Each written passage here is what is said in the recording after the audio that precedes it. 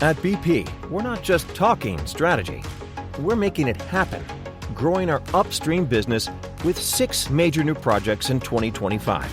4 already live, 2 more scheduled this year, expecting to add 135,000 barrels a day to peak production, helping drive long-term shareholder value. For more on our growth plans, visit bp.com/strategy at work.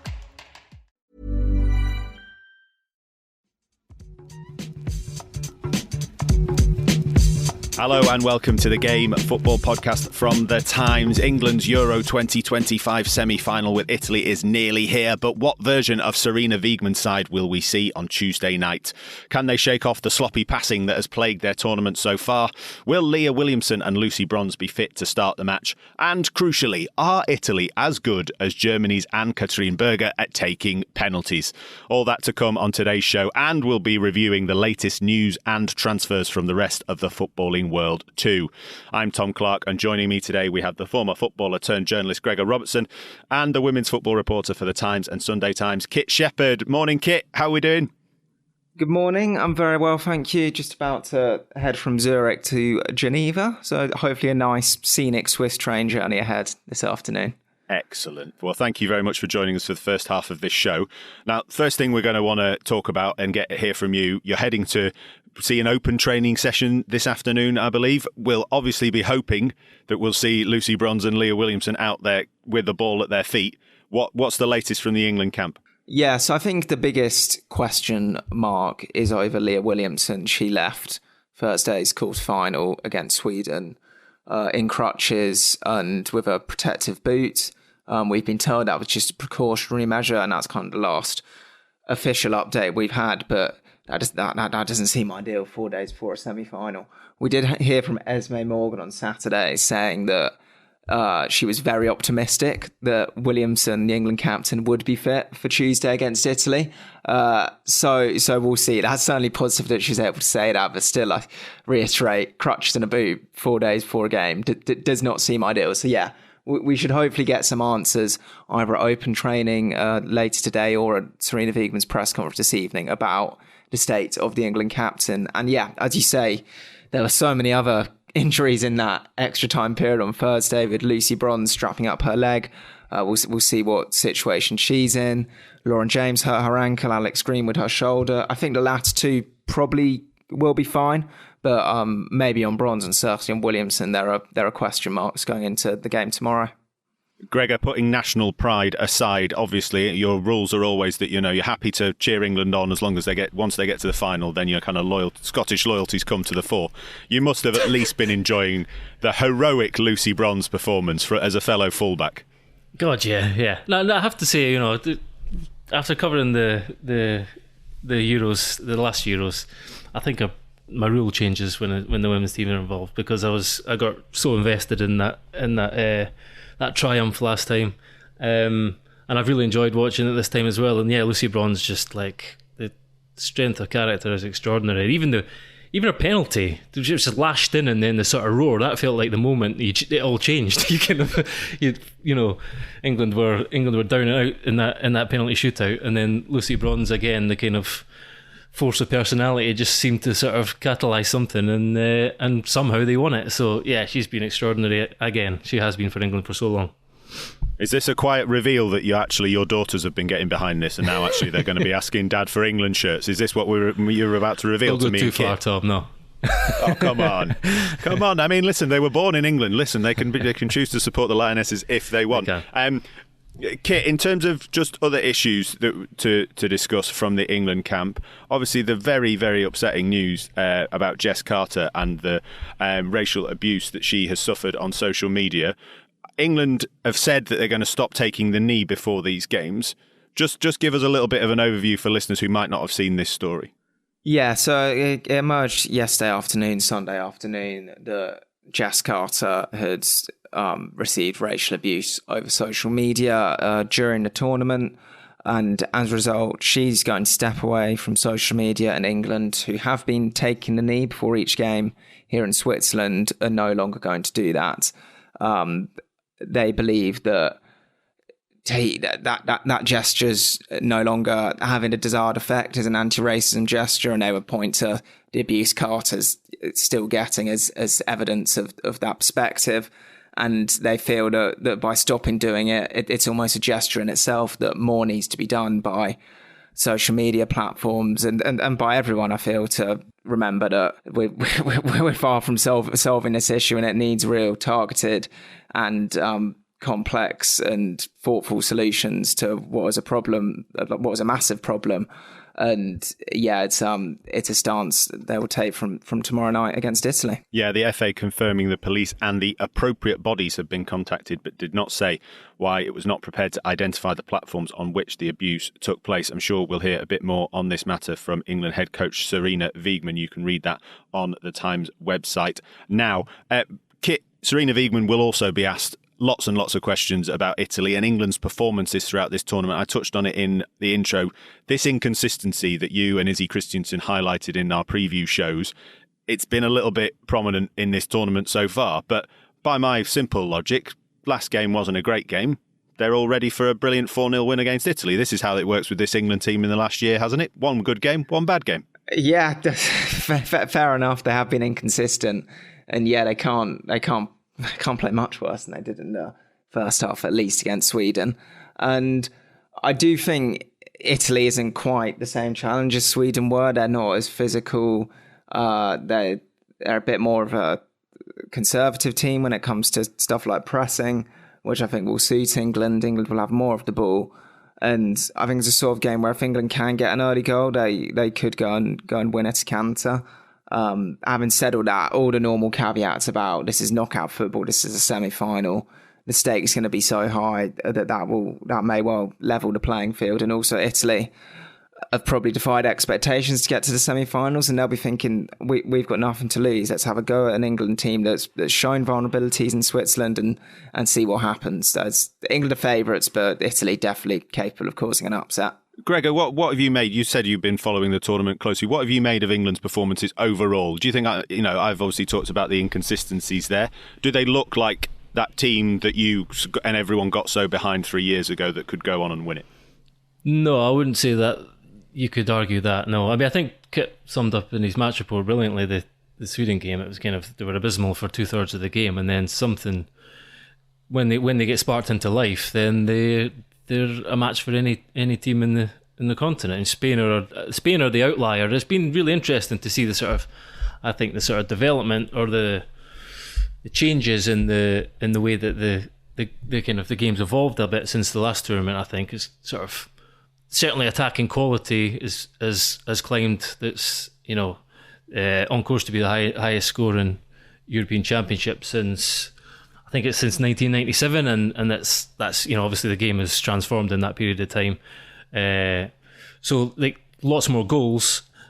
Pressing's still a really sort of important part of the game, but teams seem to be much more clinical. And Italy are a bit of an outlier in that as well. You have to say Spain are the one team that kind of dominate possession, and it's all pass. Italy have the 5th lowest average possession, but they're really quick on the break. So it will, as Kit said, it will be a very different sort of proposition this game. England will, in all likelihood, dominate possession. It's how they kind of break down Italy's defensive block, and also sort of be wary to the threat they pose on the counter. I don't think. Back to your question. It's been very different to the last tournament. England were, there were games where England were absolutely irresistible, and then there are games like the victory against Spain where they just, it was something, it just felt like there was something in the water. It felt like this tournament on home soil, moments of inspiration from individuals. Georgia Stanway, for example, just kind of propelled them forwards, and the same was true in the final. It does feel like they're having to dig a bit deeper still in this tournament so far. Kit, would you agree? Gregor there talked about some of what we might expect from Italy in a little bit more detail. Would you agree with his assessment about maybe sitting in a bit deeper and looking to hit England on the counter? And if so, do England need to change their approach for this game at all? Need to change personnel, perhaps? Yeah, Italy kind of like to sit off teams when they don't have the ball, or at least not really press the opposition backline that high. And when they're in possession, they do like to use the wide areas a bit like Sweden, but they kind of use long balls and aerial long balls to get to that position. So those are kind of the key differences, I'd say, from the quarterfinal. To the point of what should England change, I actually think in kind of midfield and forward areas they shouldn't change too much, as poor as they were against Sweden. I think the likes of Chloe Kelly and Michelle Agyman did brilliantly, of course, off the bench last Thursday. But that was a very specific set of circumstances where the game just descended into chaos, and that's not how it's going to be, at least from the start on Tuesday. And also, I think both those players, especially probably Chloe Kelly, really thrive of being in a bench role and coming on and being England's saviour, and just relish that responsibility.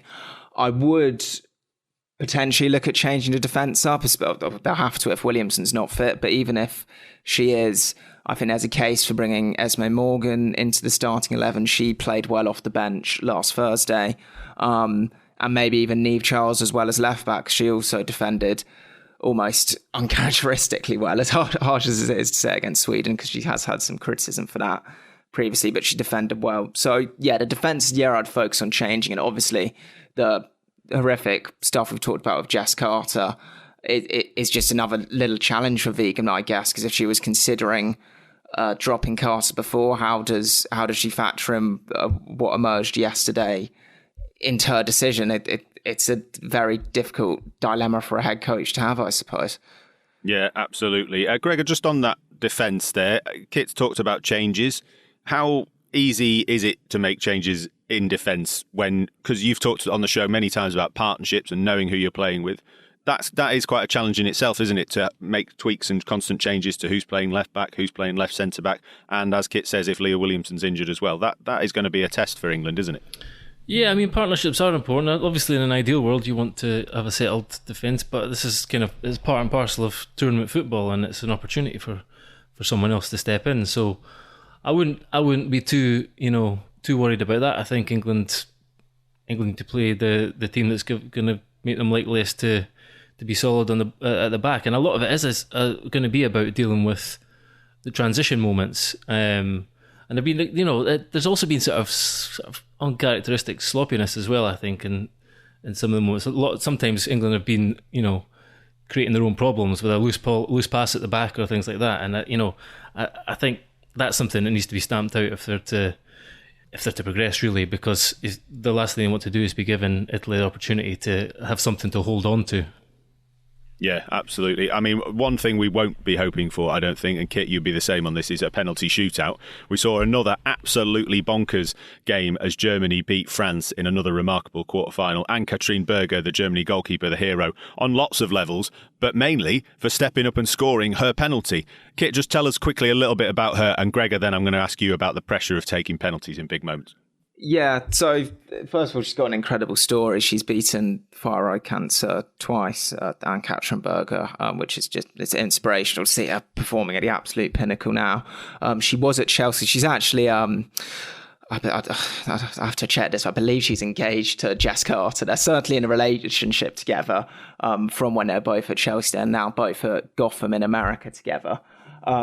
But yeah, on the pitch, that was an incredible goalkeeping performance. The saves in the shootout, the incredible save in extra time where it was going over her shoulder and she just leapt back and clawed out. And then, knocking a penalty in herself was pretty much the perfect goalkeeper performance. Yeah, absolutely. It certainly was. Gregor, Kit talking there about the penalties, and obviously I'm referencing that England performance as well. So much is being made around these shootouts and around missing and pressure coming on. You quite proudly talked about liking the pressure as a player and taking penalties in shootouts.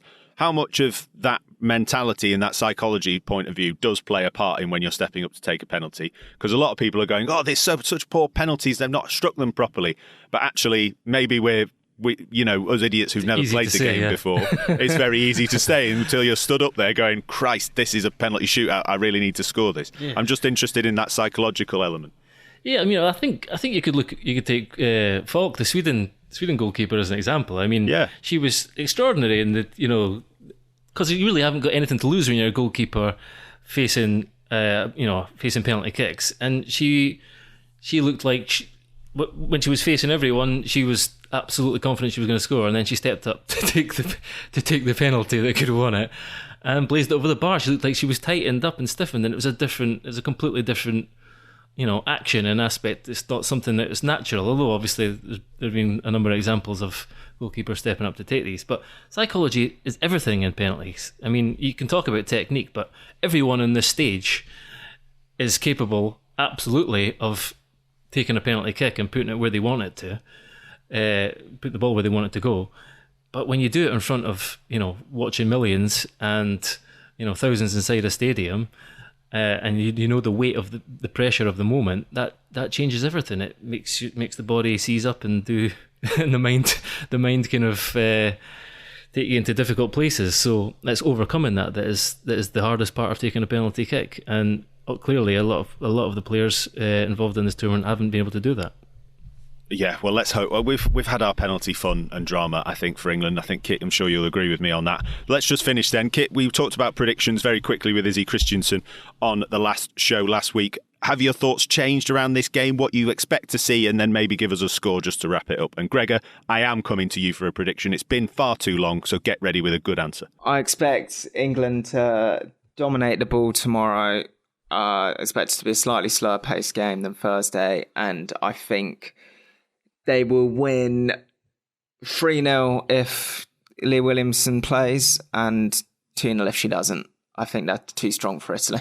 One thought just before I go to Gregor, Kit, is the one person we very, very quickly mentioned at the end of the last show was Michelle Adjumang. Do you expect her to play another part off the bench? There's no room in which world in which she starts, because I felt England looked better when she's on the pitch. Oh no, I think there's certainly a world where she could start, and she's absolutely good enough to start. I think the only counterpoint I'd make to that is, or I guess a few counterpoints, she's quite a similar profile of striker to Alessia Russo, who I can't see Sarina Wiegman dropping. And so maybe Russo and Adjumang can play together, but it doesn't seem the most natural fit on paper. They both like to kind of drop deep and wide and play with their back to goal. And maybe it can work, but I just feel like it's the sort of thing that you'd want to maybe experiment with in a lower stakes game first, than just try it in a semi-final where I think you'd be favourites, even if just one of them started, which would probably be Russo. So yes, I'd love to see Adjumang and Russo together. It'd be fascinating. I still think Adjumang off the bench in a kind of in case of emergency break glass sort of player is a perfectly fine role for now, and she's making a habit of doing brilliantly within it, both in this tournament and in her very short England career as a whole. Also, you got to remember that Russo kind of played a sort of similar role in 2022, and despite coming on and being a really big impact player, he kind of stayed in that role. So I think Sarina Wiegman knows what she likes. She knows her best team, what she thinks her best team is, and she knows. She often goes into a tournament. She does go into tournaments, sort of outlining to each player what your role is going to be within the squad. Whether you're going to be a finisher or the difference maker from the bench, and that's been Adjumang's role so far. And if she continues to do it, and that takes England to victory, she'll be happy with that too. Yeah, so are we all tipping Michelle Adjumang to come off the bench and score then? I mean, I've said it a couple of times this tournament already. I just want to put that out there. Gregor, what's your prediction for this game? Yeah, I think it'll be quite tight. I think it'll be 2-1. I'm not seeing England's defence being convincing. I think it'll be quite tight, but I think England will come through 2-1. No more penalties, though, hopefully. No more penalties, hopefully. I think you're right. It could be tight early on. It might be 0-0 at half time. But then off the bench come the super subs, Adjumang and Chloe Kelly, to get the job done. 2-0 England. We will see. You can read the latest from the England camp from Kit Shepard and James Gearbrand on the Times website. Now, Kit, I'm going to let you go and watch that open training and get to those press conferences that you need to. Thank you very much. Gregor, stick with us. We're going to talk about some transfers next, and I'm going to ask you the quiz question, which is, who am I talking about when I say a former footballer who played for Sampdoria, Parma, Lazio, Manchester United, Chelsea, Inter Milan and Estudiantes, and in 2001 was the British record transfer at £28.1 million.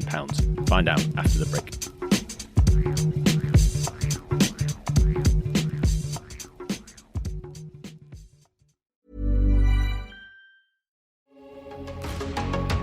At BP, we're not just talking strategy. We're making it happen, growing our upstream business with 6 major new projects in 2025. 4 already live, 2 more scheduled this year, expecting to add 135,000 barrels a day to peak production, helping drive long-term shareholder value. For more on our growth plans, visit bp.com/strategy at work.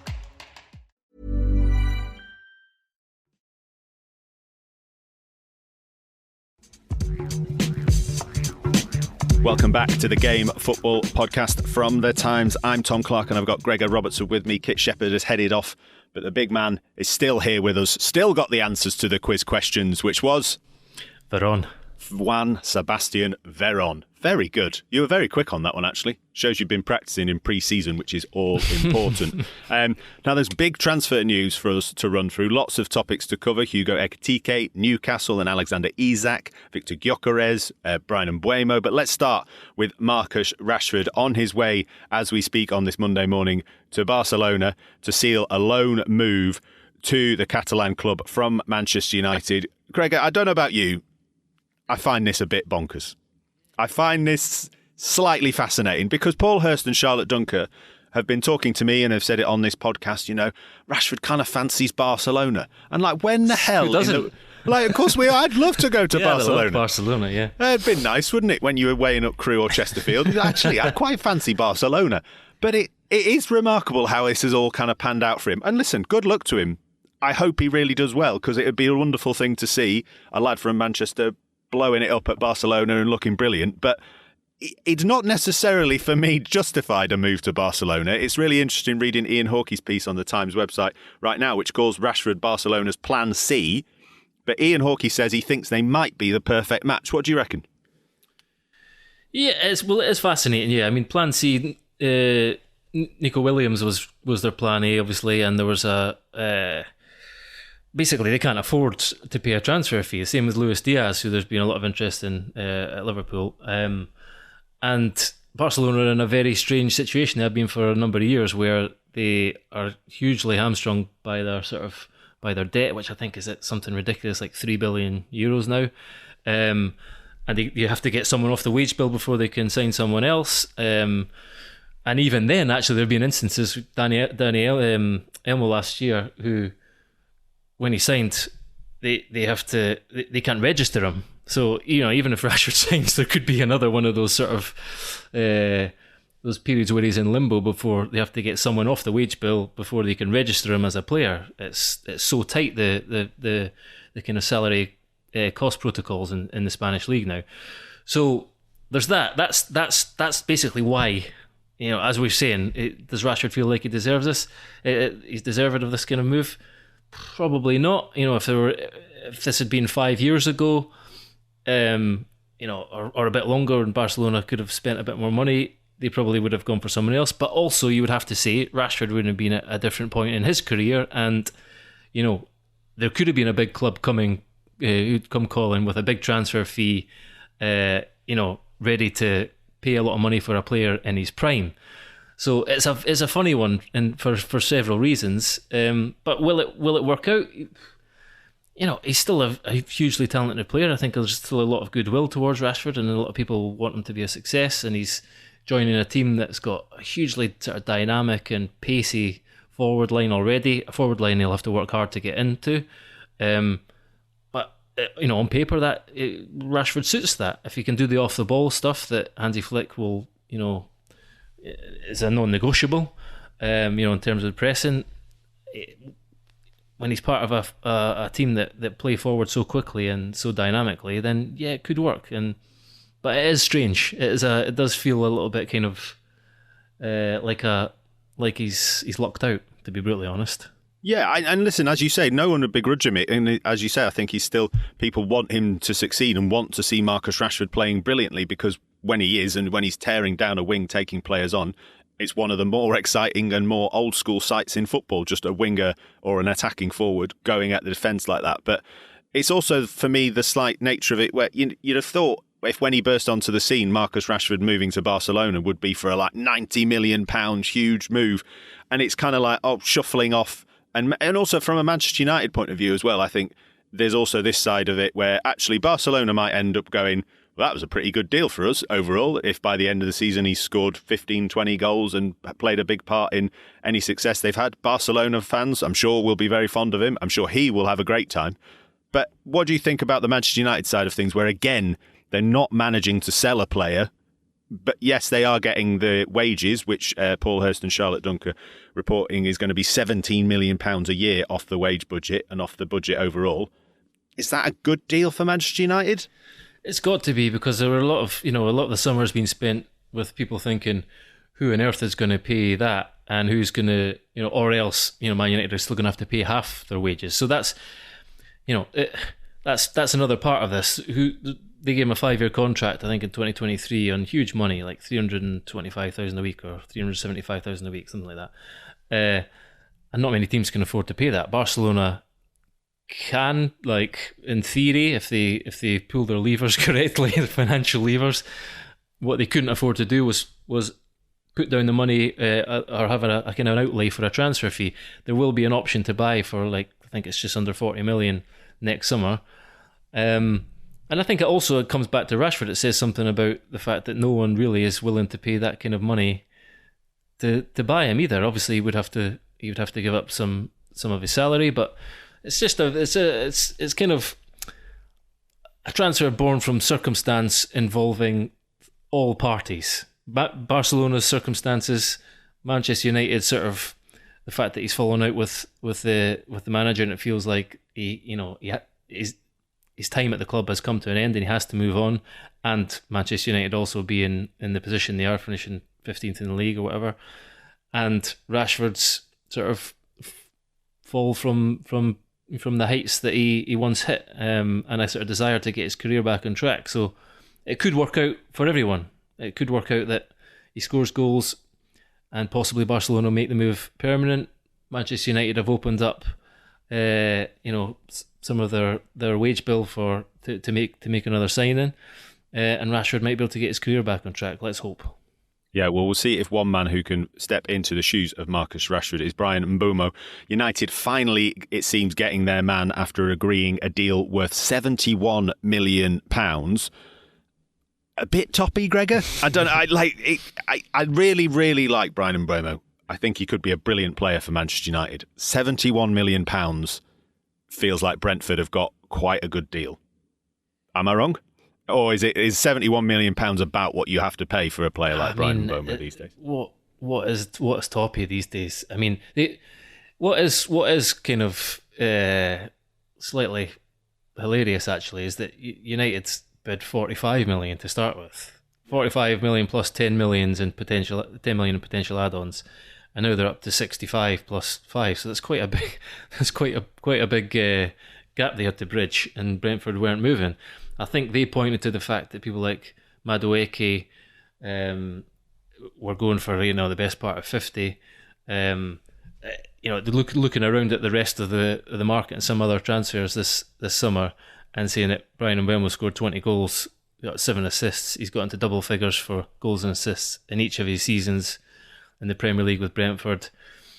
He's 25. He's still a good age, sort of entering his prime. That they felt entitled to sort of hold on for more. And also, Man United have their sort of track record at haggling and doing these deals, and has not been good for a number of years. So I think Brentford were also able to look around and say, who else are you going to sign? You clearly want them, pay the money, and Brentford have played it very well. They certainly have. We'll see how Brian Mbeumo gets on at Manchester United. Just a final Manchester United story from last week, just to make sure listeners spotted this, an exclusive from Paul Hurst, Gregor, about Manchester United's revamped training ground, which has cost around £50 million. But the thing that was catching the interest of most of the readers on the Times website is the fact that the training ground includes its very own barbers. That's right, the very own barbers, so that the players can look trim and fresh at all times. Now listen, you've talked before about players always wanting to look good, always wanting to follow the trends, and we know that we see on social media these days, about players always looking their absolute best before appearing on Sky or TNT and things like that. This is a real step up there, isn't it? Having a barbers on the training ground. Do you know what? When I went to Ecuador to do the story about Moises Caicedo, the club there, Independiente del Valle, they had a barbers. That was the first time I'd ever seen it. Really? In the sort of senior men's block, they had, because there's this huge campus there, and there's like, vast academy, and then there was the first team men's change rooms block, and they had one there, and there were some pretty outrageous haircuts in their first team, I have to say. But anyway, this is kind of this is taking it to new heights. I know it's quite commonplace now for teams to get a barber into the club to do their haircuts and stuff, but not to have a specially built sort of barbers within it. I think Manchester United have probably got bigger issues just now, but it's all about making players happy these days, isn't it? Anything they can do to make players happy, they will do. Absolutely. Well, I mean, we talked with Paul Hurst about Manchester City when they won their last title. Paul Hurst said it was all down to them hiring a barista to make their own coffee for them so that the players are all happy. So, yeah, as you say, making sure the Manchester United players are looking fresh and nice and trim for the new season. Let's get back to transfers. Hugo Ekitike, the Eintracht Frankfurt forward, we believe very close to joining Liverpool, with Gary Jacob reporting that Liverpool closing in on a deal that could be worth around £82 million. Gregor, this is a bit of a saga that's gone on for about a week now, involving Alexander Isak, who of course is at Newcastle currently, missed their friendly game against Celtic, with Eddie Howe saying he was taking him out of the spotlight. What have you made of these two players being linked with moves, linked with Liverpool, linked with staying? Where do you see it going? What do you think of the potential fallout from it? I think it was really interesting. It felt like a big sort of power play by Liverpool in terms of putting down a very big bid for Isak, who clearly they would very much like to sign, but I think probably deep down knew that Newcastle weren't going to sell, and then when you're competing for Ekitike with Newcastle, it sort of changed the dynamic. And Ekitike, we led to believe, is obviously keen to go to Liverpool as well, but it was almost like, right, you can hold on to your main guy, but we're going to take over here now. So it felt like a big power play. Liverpool have made big moves in the transfer market this summer.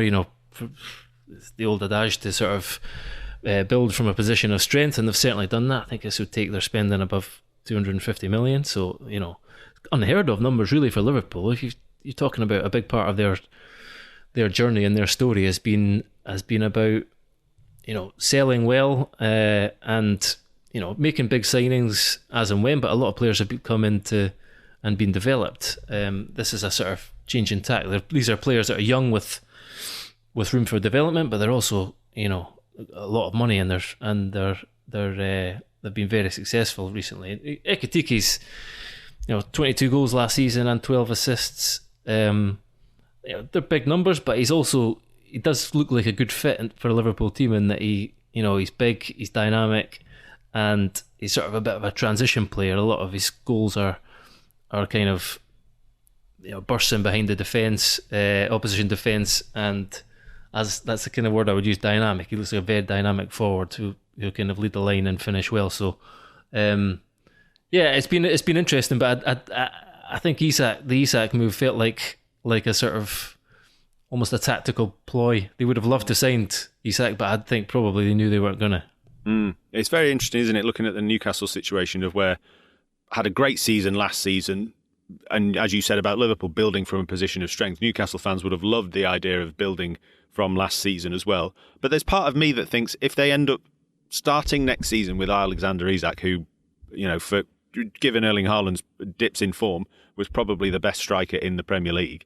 They start the season with him, and maybe, as Martin Hardy has reported in recent weeks, with a new deal, maybe giving the number 9 shirt, all that kind of stuff, be a hero for another few seasons. Will that not be a good summer anyway, even if they've failed to maybe make huge signings, as much as they have added Anthony Elanga, of course? Yeah, I mean, look, I think if you gave Eddie Howe, an option to, to make whatever signings, I think his number one choice would be to make sure Isak was still at the club, because he's someone who is almost irreplaceable. He's right at the top of anyone's list if they have the money, disposable money to sign a centre forward. He's top of the list right now. So yeah, keeping him at the club would be the biggest piece of business for Newcastle. But undoubtedly, on top of that, they do need to strengthen, because when they got to this point a couple of years back and they made the Champions League, it became much more difficult in the Premier League. I say this all the time. It's so hard to make the step in the first place into the Champions League reckoning, but then to stay there and to compete on all fronts is another challenge still. And they do undoubtedly need to add numbers and sort of quality in certain key areas. Alanga's a good signing. I think he's a good fit because of his pace and sort of directness, and I'd say his ability to press and to be sort of one of the players that's in your face and leads from the front, leads sort of Newcastle's defending from the front. I think he's got all the makings of being a really good fit. But again, he's someone whose numbers, his goal scoring numbers certainly aren't all that great. And Isak is the man that they'll rely on to score the goals. They're still going to need someone else to be able to lead the line though, because he can't play the entire campaign on all fronts next season. Yeah, absolutely. But I still think if they're starting the season with that midfield trio of Tonali, Joelinton, and Gyokeres, then they've got Alanga, Isak and Gordon ahead of them. I think that's pretty strong. I'd be excited if I was a Newcastle fan. If you are a Newcastle fan and you've got views on the transfer dealings of the summer, get in touch with me, tom.clarke@thetimes.co.uk. Gregor, just a couple more to wrap up. We're speaking about strikers there. Of course, the big one that everyone has been waiting for to find out, will he come? Won't he come? Where will he end up? Viktor Gyokeres, the Swedish striker, 27 years of age. We believe any day now, any week now, any month now, Arsenal fans have been sat there refreshing their phones, refreshing their websites, thinking, when on earth will we announce this huge signing that we've been so desperate for so long? You have done a backgrounder, a profile. Did it 3 weeks ago. About 9 months ago, at my request. Right, Gregor, we need to get ready for this Viktor Gyokeres signing.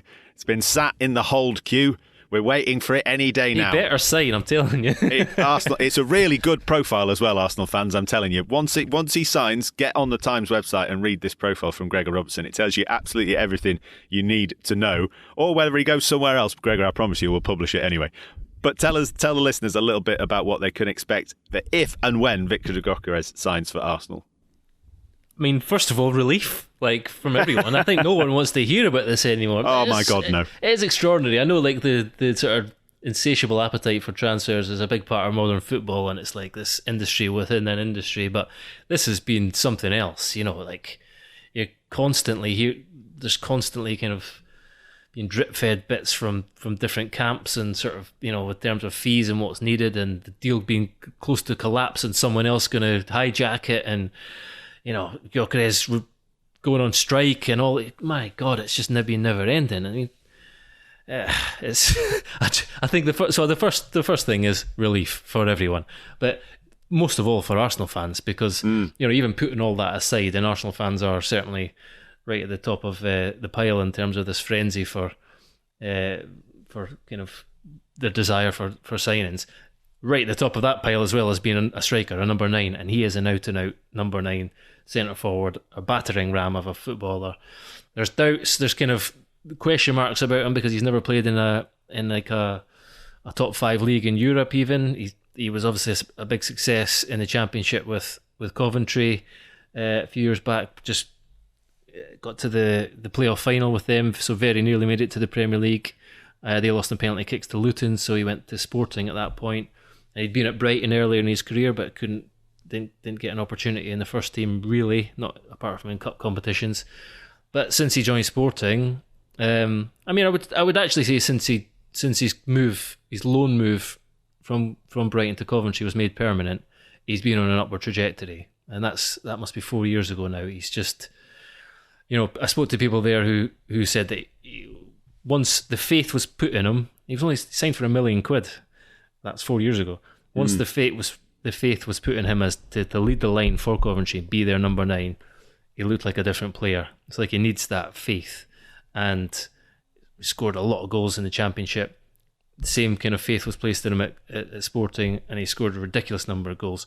The other question mark there is, I think it's 97 goals in 102 games. Extraordinary. But if you go by Opta's power rankings that kind of rank the leagues in the world, it's 8th. So right.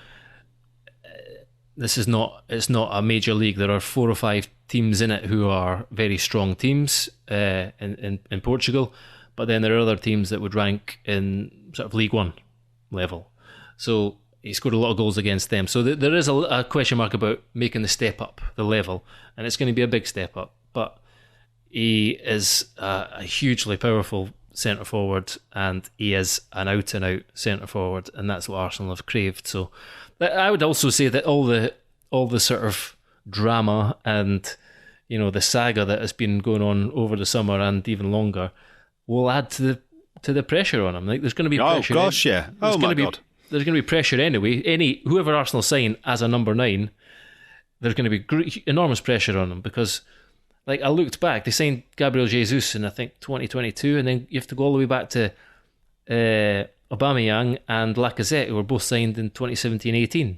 They've not really signed an out-and-out striker apart from Gabriel Jesus, and you could even argue that he is someone who drops in and plays a sort of slightly different role. They've not signed one for 6-7 years, and they've played Kai Havertz there for a long time, and he's scored goals, but he's a lot of fans are saying he's not happy with the fact that he's the guy who is leading the line. They've had to play, obviously, Mikel Merino there last season when Kai Havertz was injured, even Trossard at times. It's been a big hole, a big obvious kind of hole in the team for a long, long time. Add on top of that all of this saga, and the pressure is enormous. So it's something that Gyokeres is going to have to handle, and he's going to have to.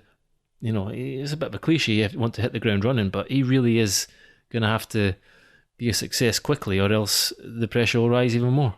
Yeah, absolutely. Arsenal fans, I promise you this profile is 10 out of 10. Make sure you check out the Times website as soon as this deal is announced, if and when it is announced. We have to say if and when, just in case it doesn't happen, but it is a cracking profile from Gregor Robertson, so make sure you check it out. Gregor, just one final one to quickly mention. Gary Jacobs reporting on the Times website that Manchester City are in talks to re-sign James Trafford from Burnley, with Ederson's future unclear. Paul Hirsch reporting about links with Ederson and a move to Galatasaray on Friday. James Trafford is someone who's been linked with a move to Newcastle. Martin Hardy wrote a brilliant profile of him on the Times website earlier in the summer. This would be a bit of a remarkable turnaround for James Trafford if he were to start this Premier League season as a Manchester City goalkeeper, given how he was perceived in his last appearance in the Premier League, as much as he had a brilliant campaign in the Championship with Burnley last time around. Yeah, it's a surprise one, to be brutally honest. I mean, he's been someone who's been hugely hyped and tipped since he was 16. He's played right through the England age groups. He was a big success for England under 21s. As you say, he had a loan move at Bolton initially. It was brilliant for them. Then Burnley in the Premier League, and there were a lot of moments where they tried to play it from the back, or they were completely committed to playing it from the back, and there were a few errors with the ball at his feet. There were moments where he looked like he wasn't strong enough for the division. He kind of came for crosses and he was bullied and stuff. But he was outstanding last season. I said, I know it's the Championship, but Burnley's defence was historically good, and he was a big part of that. It wasn't just like he was sitting behind a back four that were outstanding. He made some absolutely incredible saves, and actually, if you look into the data, the Optava kind of goals prevented metric now, and it was something like 7 or 8 goals he prevented because of his saves, and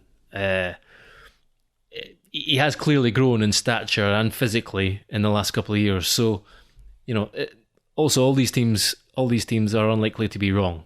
Newcastle aren't the only team that would have taken him, would be interested in signing him and bringing him back to the Premier League. I think he's a hugely talented goalkeeper, but to return to the club that he spent a long time with. I think he's from the northeast, but then he's been at City since like 2015, so since he's very young. He's still only 22. Would be pretty remarkable. And there'd be a lot of pressure on him too. So very interesting one if that goes through, and if he's going to be the person that they put their faith in and say, you're our number one. Yeah, very interesting indeed. Get the latest on that transfer and all the other transfer gossip and news and confirmed deals from the Times reporters on the Times website. Now, Gregor Robertson, we'll leave it there. Thank you very much for joining me as always. Gregor, it's less than 2 weeks to go until the start of the Football League season. Me and you are going to be back so soon with preview shows for 25-26, League One, League Two, Championship. I was excited to talk about the Euros and transfers. I'm really excited to talk about that. I can't bloody wait. Make sure you keep an eye out for that. We'll also be back with Kit Shepard and Izzy Christiansen later in the week to discuss England's big semi-final with Italy. We'll see you then.